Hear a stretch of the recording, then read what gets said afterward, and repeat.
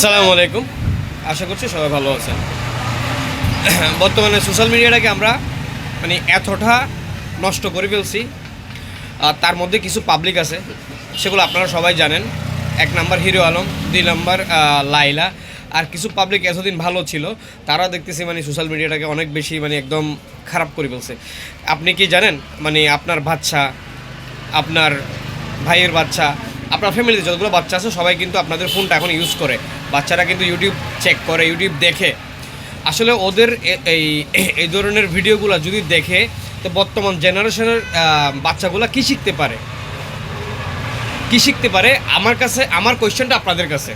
তো এখন আমার আর আপনাদের করণীয় হচ্ছে কি জানেন, যারা এই ধরনের ভিডিওগুলো মেক করে তাদের আইডি এবং আপনার পেজ বলেন, ইউটিউব চ্যানেল বলেন, সবগুলোতে আপনি কন্টিনিউয়াসলি রিপোর্ট মারেন এবং ওদেরকে অ্যাভয়েড করেন।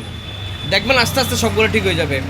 এই হিরো আলম তো লাগতেছে কি, সে এখন বাংলাদেশের আপনার অনেক বড় একটা সেলিব্রিটি।